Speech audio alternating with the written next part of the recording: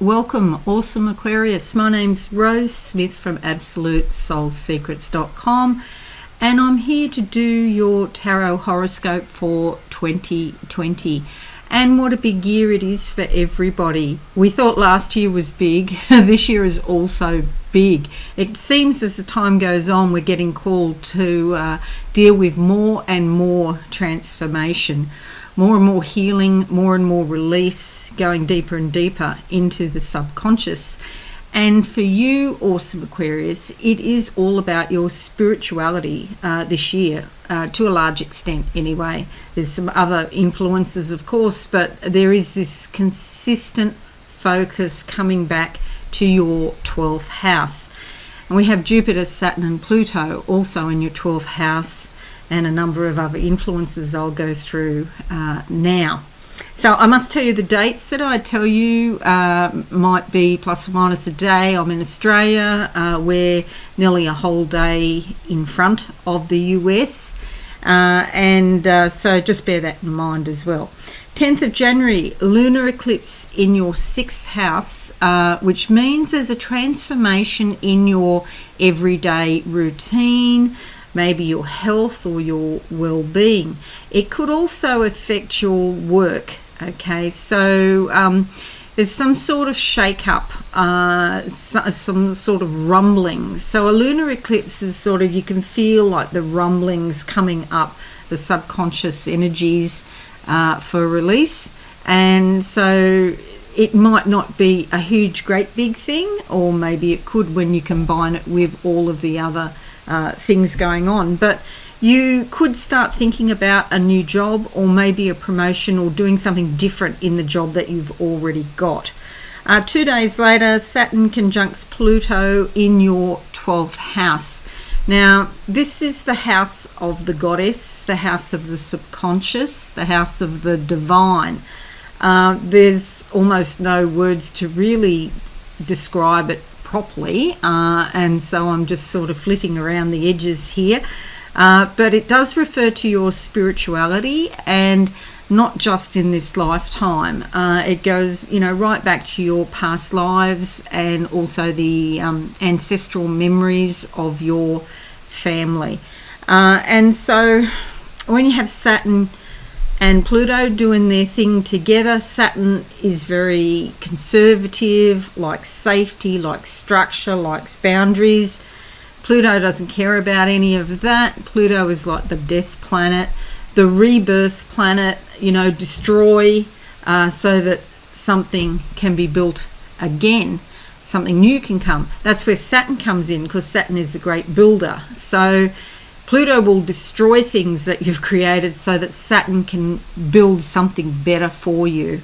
Okay, March 21 to July 1st, your co-ruler Saturn moves into your sign. So this is all about becoming more efficient in your life, more structured, getting some plans or strategies in place, rather than just sort of mindlessly wandering around. You start to plan how you want your life to go, what you need to do to achieve your aims.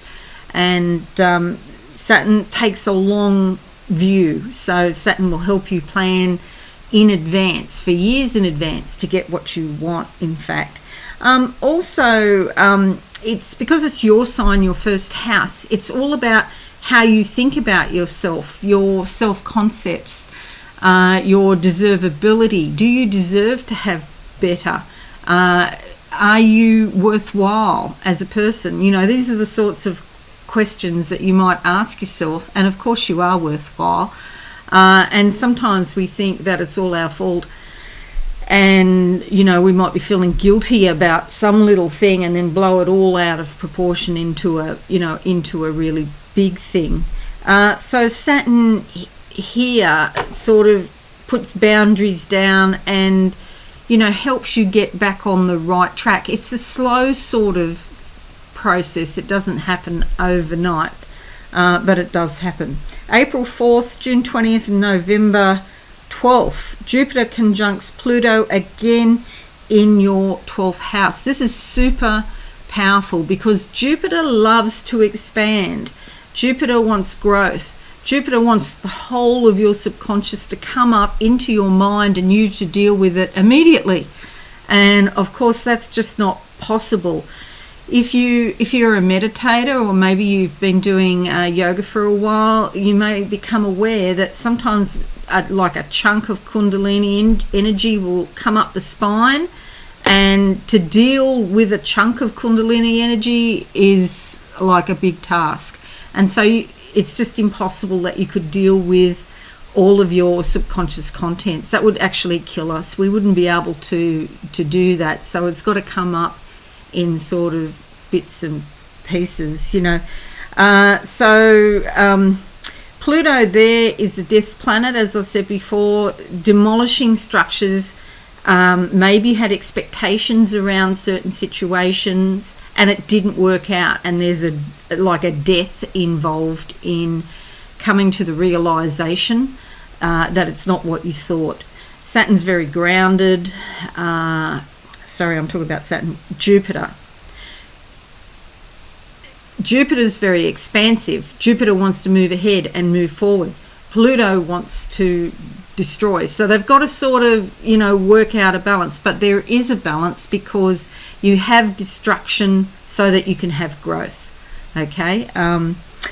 May 13th to May 25th, Venus is retrograde in your 5th house. This could bring an old lover back to you. If that happens, do remember why they are an old lover. Why did it break up?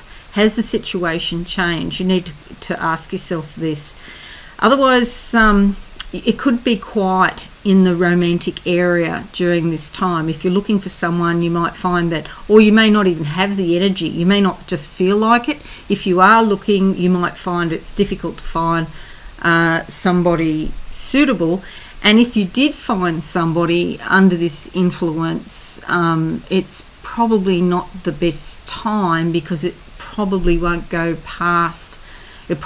very long if you did find somebody. June 5, lunar eclipse in your 11th house. Okay, so this is all about your friendships and your connections, your groups, and your hopes and dreams. With a lunar eclipse there's a bit of a shake-up. Maybe you got some rumblings going on within about some people that you know, or connections that you know. You may need to say goodbye to some people, or get rid of your Facebook friends that don't communicate, or something like that. But it's a lot of internal things sort of going on. Lunar eclipses can often be more associated with inner reflection and the feminine energy within. 21st of June, however, is a solar eclipse in your 6th house, and this is your everyday routine, your everyday work, and your health and well-being. And a solar eclipse brings new beginnings, new starts. So you may find, for example, that if you're used to socializing a lot in this time period, you might just slow down and concentrate more on activity around your home and not go out so much. If you're in the southern hemisphere, of course, it's winter time. You may not feel like going out. If you're in the northern hemisphere, it's summertime and you may feel like going out. So July 1st to December 17th, Saturn moves back to your 12th house again, looking for some structure, to provide some structure to your spirituality. Maybe you want to put in some certain spiritual practices. Maybe you decide that you're going to do yoga on a daily basis, or meditate on a daily basis, and how you're going to do that, what time you're going to do that, and how long you're going to spend doing those sorts of things. This is a chance to review, reassess and reflect on your spiritual progress, because the year does have a lot of influences regarding your spirituality. So you may be thinking about ways that you can improve your connection with spirit. Maybe you want to take up, psychic reading, or get more involved with the metaphysics, the metaphysical arts, for example, or maybe you want to do some art, or express your creativity, allow your subconscious to come out through your creativity. All right, July 5th, another lunar eclipse in your 12th the same sort of thing, a shake-up within, review, reassess, and reflect on your spiritual progress again, dealing with whatever those rumblings are that are coming up. September 9th to November 14th, Mars is going retrograde in your 3rd house, and this is about your communications, your local area, community, study, and your siblings. So things could go quiet in these areas for a while. You just might not feel very energetic, or you might not feel motivated to keep up contact with your siblings or go out into the community. And it can be study too. Maybe study's really hard for you during this time period. It's probably not a good time to start a new course while this is going on. So November 30th, lunar eclipse in your 5th house, and that's all about romance, creativity, your inner child, and you might find with this lunar eclipse it's shaking up things about romance. Maybe you decide to let go of somebody, or maybe you decide that you want a romance and you want to go out into the world. It can affect your creativity. Having trouble talking, sorry. It can affect your creativity also. You may just be feeling all of this stuff coming up. It's like overwhelming. How are you going to get this out into a painting, or how are you going to get this out into a blog or whatever? Solar eclipse in your 11th, new starts around friendships. Okay, so this is December 14th. It's also, new connections and new hopes and dreams. So you have the lunar eclipse first, which is like the rumblings of change and the transformation, and then a fortnight later the solar eclipse, which is like the new starts and the actions that are needed to carry this further, whatever those realizations are. December 17th sees Saturn go into your sign, and December 19th sees Jupiter go into your sign. This is sort of like the two of these are sort of opposites in a way. As I was saying before, Saturn loves structure, stability, conservatism, tradition, authority, boundaries. It sort of goes with people hopefully like lawyers and accountants. Jupiter loves expansion, growth, excitement, adventure. Sort of goes with people involved in the tourism industry that want to get out and about and travel around. Generosity, it's magnanimous. Saturn is more cautious and sort of plays the cards close to the chest. So it's sort of like comfort and safety versus freedom and growth. Now, what will happen between these two, they'll sort it out. So you're going to get a bit of both. You're going to get a bit of comfort and a bit of safety. We're still holding on to some things in the past, and then new things coming in. You're going to get a few new things coming in, and a bit of growth from Jupiter there. Now, I'll just shut my eyes. I didn't say at the beginning, if you haven't watched me before, so I do the horoscope first, then I do some psychic channeling, some tarot, and finish with a brief psychic summary. Okay, so I'll close my eyes. Awesome Aquarius 2020. I've got a lot of green and blue in front of me. Green is opportunities and growth. Blue is about self-expression.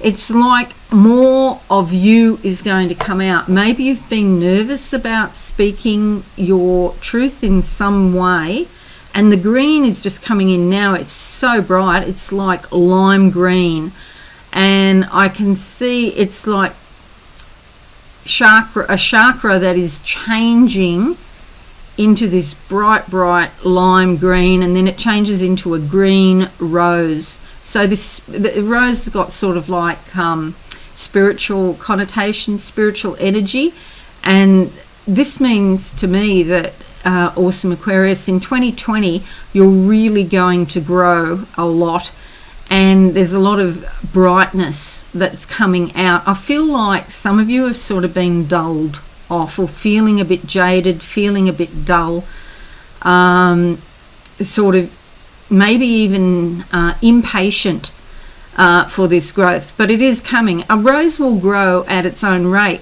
You can give it water, it needs sunshine, but it's still going to grow at its own rate. And there is an optimal growth cycle for plants, and you can't make it grow any quicker. It's just going to grow how it wants. Okay, they're showing me a seatbelt, so it's like buckle up your seatbelt, because it's a fast ride in 2020. So many influences, and there are 6 eclipses this year, you know, so many, they're rolling on top of the other, you know. No sooner get through one and then there's another one. So 6 is actually a lot to have in the 1 year. Normally you have 3 or 4 eclipses, and as you probably know, the effects of eclipses last for months, and some people say they last even 6 months.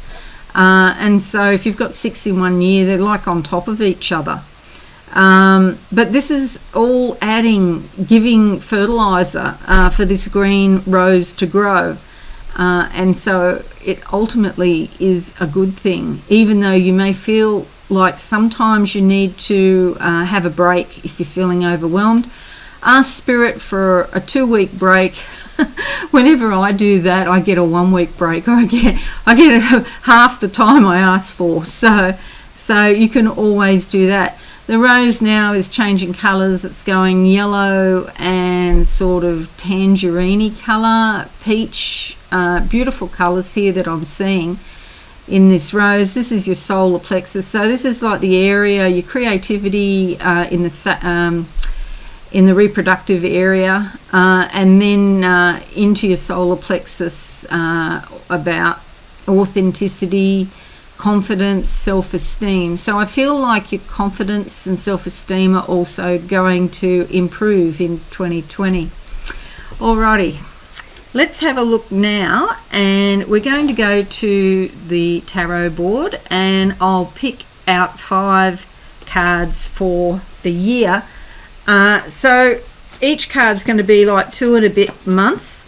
The timings are only approximate. As you probably know, it's very difficult in spirit to really indicate time, because there's no such thing. Time is something that relates to Earth, you know, here or on the physical planet, on the physical level, whereas spirit, they're not really so interested in that. Now, I've already shuffled these up, but I will give them a quick shuffle again now, because I like them fresh.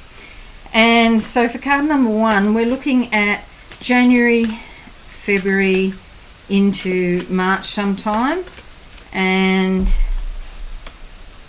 this one is calling me. Alright, so we've got the 2 of Wands here. The 2 of Wands. So this is a fiery, inspirational energy. There is movement forward.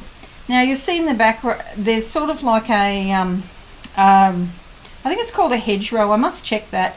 In England, if you go driving out in the country, you'll see all the fields are bounded by these hedgerows, and this is sort of like the Saturnian influence, because it's like encasing you in a certain area, whereas here in this card you'll see that there's a gap.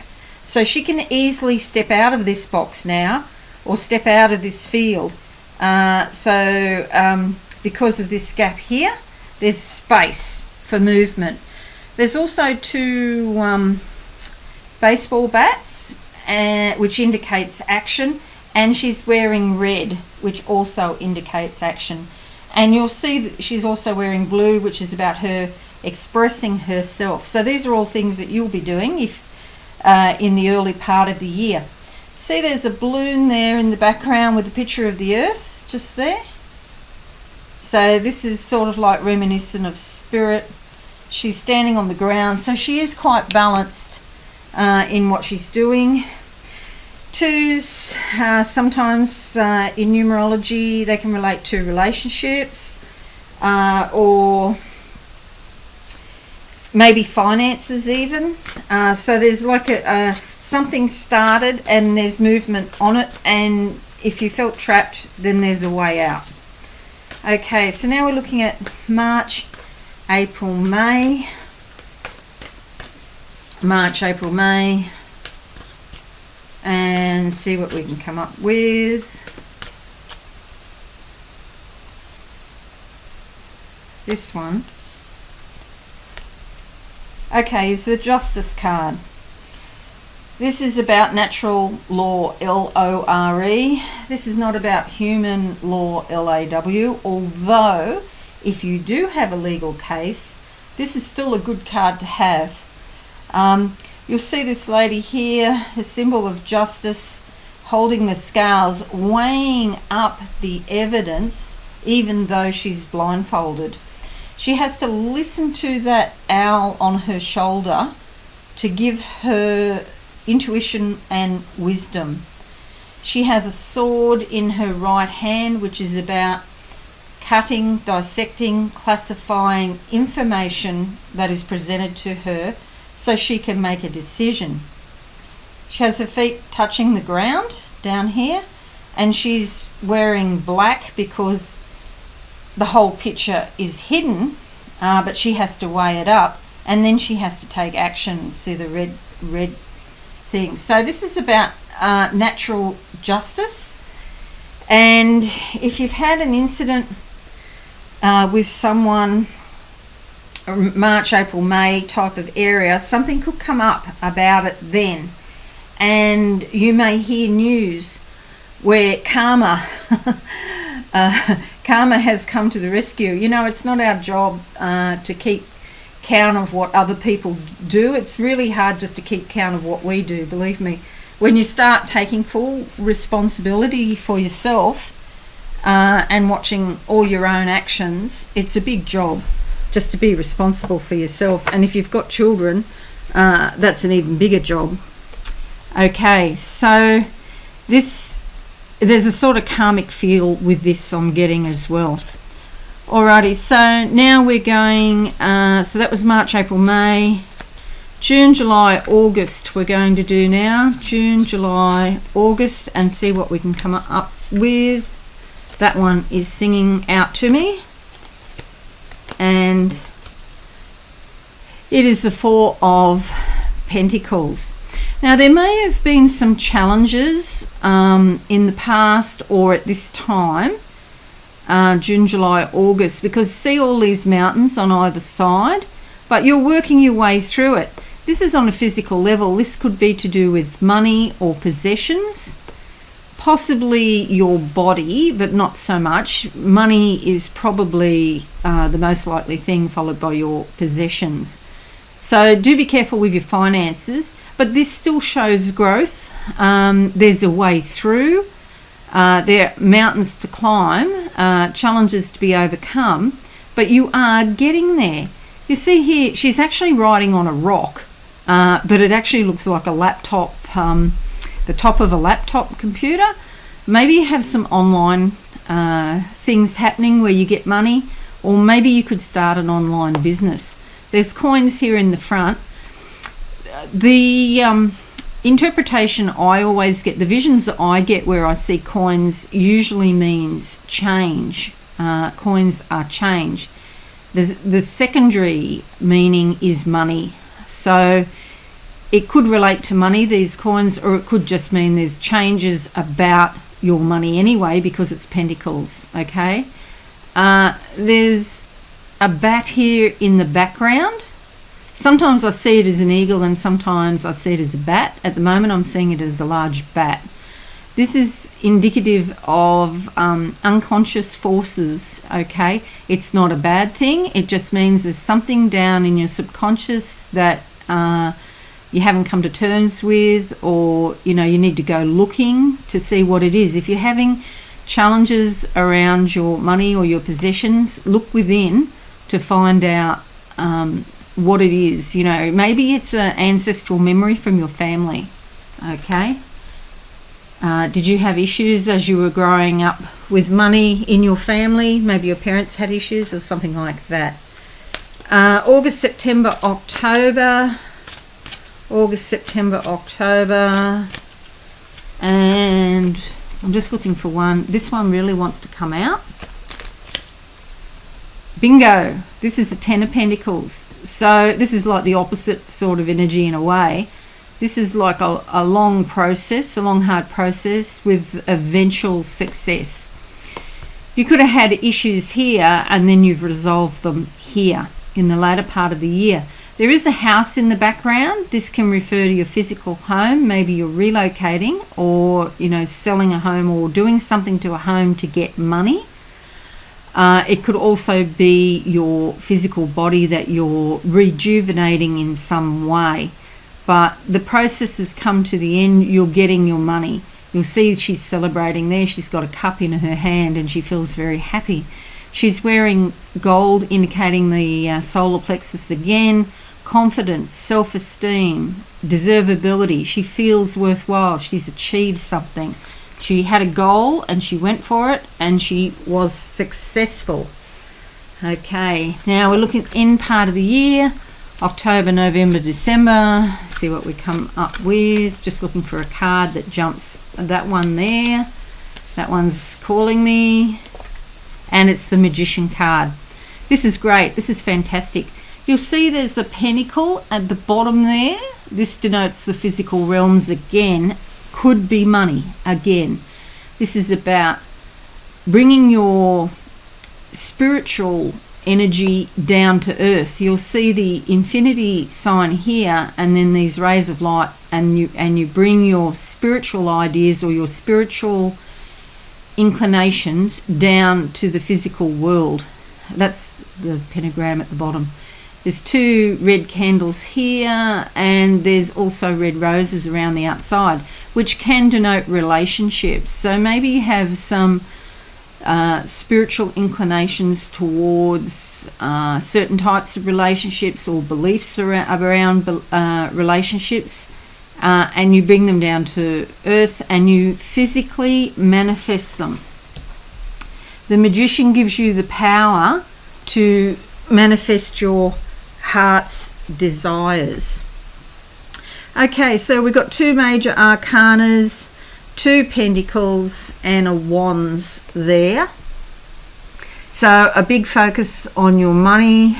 It is a big year and you could be feeling very inspired and motivated. Awesome Aries. I'll just close my eyes now and do a quick psychic summary for you. I see a wheel spinning. This is like the great wheel, the wheel of fortune in the sky, turning as I'm talking to you, and it's like a new cycle begins, one cycle ends, a new cycle begins, and so too in 2020 we're starting in just couple of days. We're starting a new month in a new year, in a new decade, and it's like you've got to cut back, because I'm seeing a sword now in front of me.